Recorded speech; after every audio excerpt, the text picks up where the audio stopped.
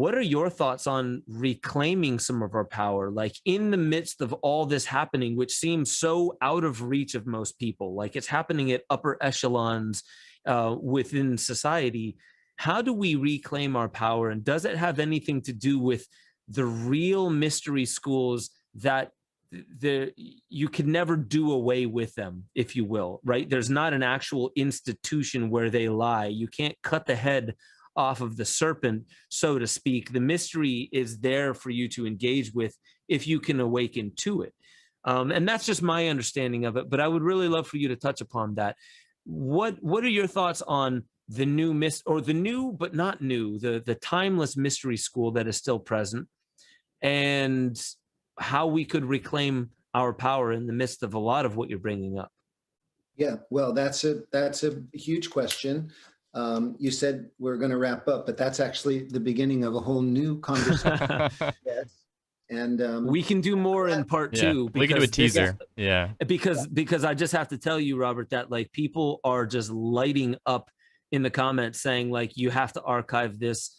Please don't stop this conversation, because the bottom line is it's refreshing. This is why I talk about uncomfortable things, is because for people who are tired of the bullshit narrative, this isn't scary to them. It's refreshing. Yeah. So, thank you for being you, for showing up the way that you have. And I would just love to hear you at least open the can of worms so we can set up a cliffhanger for part two. Well, so Ben, we've already opened it, because I've been, realizing these things for, 10 or more years, this thing like, holy fuck. I'll go back even further. When I was first dipping my feet into these realms in the 80s, I had a particularly powerful mushroom trip that informed me that of the sacred power of these things and how they could work to help us become aware of the crisis that humanity is in, how it empowers people. And it was a very strange trip, because it told these voices saying, and you're going to be part of it. You're like part of this team. And we're gonna like bring these substances back into society. But you have to be aware, you will be aware, there's two sides of this. Allies will come forward, but there will also be a dark side. And you're just gonna have to negotiate this. And this is exactly what happened to me in these early days, like, synchronistic meetings with people and just wonderful doors opening and conversations and realizations, but then also seeing this dark side. Like when I first met Doblin, the hair like stood up on my neck, like, whoa, this is one of the things. And I felt like a kind of solitary person on this path, not really being able to speak, because I share the enthusiasm and the importance of these drugs, even though I can see how they've been weaponized. And so just lately, I think this is, to your question about the mysteries, this is happening. When you and I met, we're talking. There are like kind of the worse it gets, also the better it gets, that these forces of good and evil and light and dark sort of work with each other. How do we empower more of the light-giving element? Well, it's through awareness. It's paying attention, number one. And then in the legitimate spiritual disciplines, they, like, relinquish your greed, relinquish your selfishness, don't be impulsive, don't be greedy, purify yourself. Don't eat their poison food, don't take that stuff into yourself. You can follow the Eightfold Path, right? The Buddhist formulation. I think that's just one of the simplest, most elegant and profound instructions in the history of religion. My own, really look at what that means in the Eightfold Path. What is right effort? What is right speech? What is right livelihood? What is right thought? And these things they're discussed. The really great book that I remember when I was reading at Columbia, Secrets of the Lotus, gets into these things. And it's, it's self-purification and it's discipline. And when you clear away, these hindrances from your own consciousness, then the mystery begins to shine through you more and more. Yeah. Calling attention to stuff like this, gathering your friends. The more I speak out, the more people like your audience saying, yeah, this rings true. There's going to be more of that. We've initiated a number of discussions today just by ours today.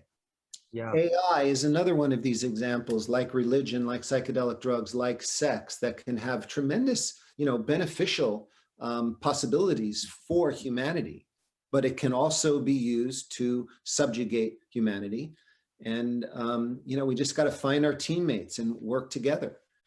So, and Community. that's what we're. Yeah, I appreciate that. Like there is that personal thing we have to take on, purifying the temple, these disciplines, these practices. There's an esoteric side of it, which you can share space with other people, but it's a intimately internal process, one that only you know whether you're walking it. I'm curious, you had mentioned Kennedy, and like, I mean, just imagine had that gone differently. Mhm. This guy who, and I don't want to like speculate too much, but it makes me curious. Man, I feel like there's got to be really intelligent, smart, turned and tuned on people in very powerful positions today that potentially just don't see enough of a support group, an outspoken, I'm going to stand by what I believe in support group out there for them to even come out and say, hey, listen, yeah, I'm a politician and I've tried ayahuasca. And guess what? There's, I'm not going to give it the credit for what I've learned, but it's dawned on me, you know what I mean? And like the fact that there may actually be, there's the mystery school that happens within the esoteric, and then there's the mesoteric. And the mesoteric is like the clergy in a religion. There's the exoteric, which are the people who come to church, but the mesoteric is like the clergy.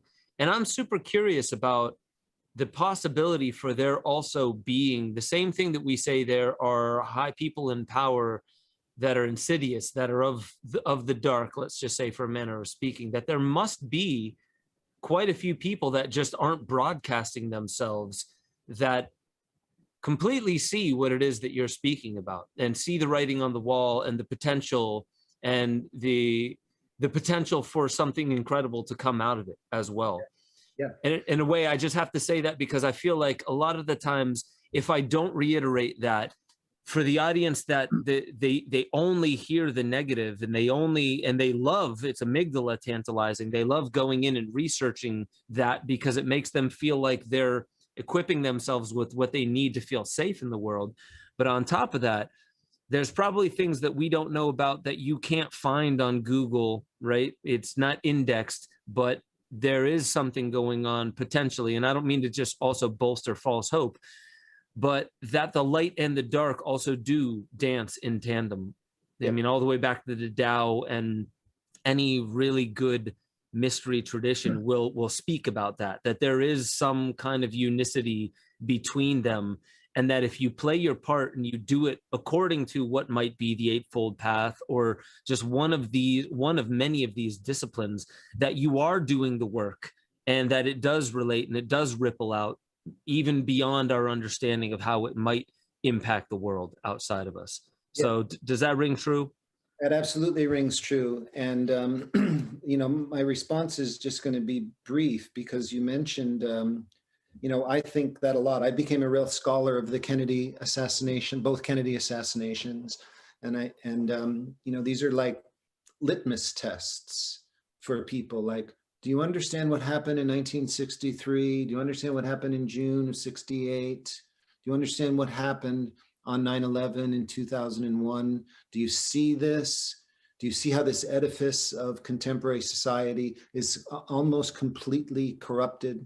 9/11 is a really enlightening factor, because when you understand that and you can see how densely corrupted the mainstream media is and public consciousness, that's like a place to go. Now, you also mentioned Kennedy. So I had the really great honor of getting to hang out with Robert Kennedy Jr. the other just a couple of that was a good month. I got to meet RFK, and I got to meet you. I think it was within a couple of weeks of each other. Oh, Now, wow. there's a man whose the spirit of his father and his brother is very strong in him. And you can see, and if you ever listen to him, just the courage and the intelligence that he exudes is beyond belief. The man is an avatar. And now look at how he's being treated in contemporary media. Somebody told me something the other day that he's made it to the top 10 of the disinformationists in this whole vaccine COVID scam that's underway. So we need leaders that can galvanize masses, and we need a kind of broad awakening of the population. And there are places where this is happening. You know, my deep love of my old and very dear friends Foster and Kimberly, the Thrive movement that they're starting to do. I support homeschooling, things that are starting all over the place. This was one of Leary's great things, is like, contemporary education, that's what's wrong. Schools are mind control. Yeah. We need to set up our own schools, and we need to teach our children. I already mentioned, what we eat with our minds and what we eat with our bodies. We have to be really scrupulous in how we conduct our life, especially now, because they're really turning up the volume and the amplitude of what's going on. So yeah. I appreciate all of that. And really, I feel like, we mentioned earlier, crisis is also opportunity. And even Kennedy even pointed out that the Chinese character for crisis and opportunity are one and the same. And so what we find ourselves in this day and age is as much of a crisis as it is, 2020, 2021, as much of a crisis as people feel like they're going through. There's also something kind of tantamount to, if you've had a psychedelic experience and you've had what you would call, a dark experience, and it doesn't have to be on psychedelics either, any dark experience that you have undeniably been transformed because of, has that opportunity of, even at the same time, you can adjust a lot of, things that are out of sync in your life in moments like this. It almost seems to have this neuroplastic effect, that crisis can allow you to reprogram some of the programming that has come from literal TV programming, and also the programming that comes from the schooling, the educational system, the indoctrination system, because there's the education, the original intent of it was more evoking out individuals' own intelligence rather than cramming information and reprogramming the way one would think. So with that, I appreciate that. I appreciate you mentioning it like that, because it is empowering to know that each one of us, it does start at home. It starts with our own body. It starts with our own family. It starts with the sphere of influence that we have access to, and not being so hypnotized by the way that it seems like it's only happening in closed rooms with, private military security, that the real work is done at home.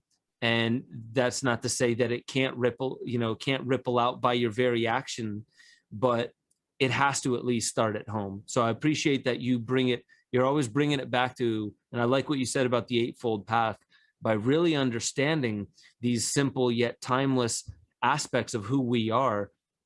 Maybe we come to remember who we are. Make sure y'all head over to benjosephstewart.com, become a member. You'll have access to the growing library of deeper dives, where I talk about all the stuff that I really can't talk about on YouTube. Make sure you get involved in the Discord chat. That's where a lot of the conversation is happening, talking about new theories, being able to interweave into the greater conversation that is how we awaken infinity. That's our highest potential. And I just want to remind you, you are the most powerful technology ever known to creation. Wield it like an artist with a conscience.